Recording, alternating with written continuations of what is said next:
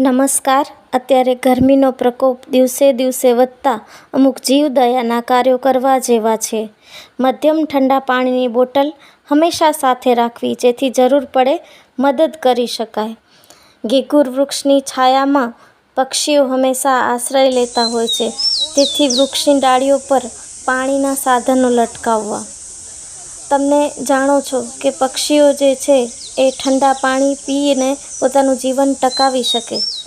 આ ઉપરાંત મને લાગે છે કે પશુધન આ કારમાં ઉનાળાને સહન કરી શકે તે માટે વધુને વધુ જેટલા બને તેટલા ખાદ્ય પદાર્થો અને પાણીના પાત્રો ભરીને રાખવા, જેથી પશુઓ જે છે એ પાણી પી શકે, પક્ષીઓ પાણી પી શકે અને પશુઓ માટે હવાડા બનાવવાની વ્યવસ્થા કરવી.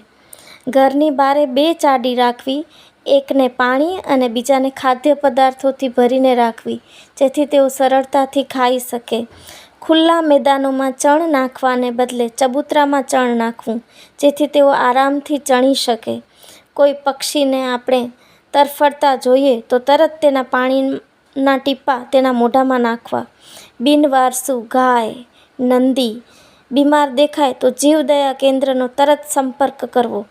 ઘરની આસપાસ સફાઈ કરવા આવતા કર્મચારીઓને પાણીની પૂછપરછ અવશ્ય કરવી.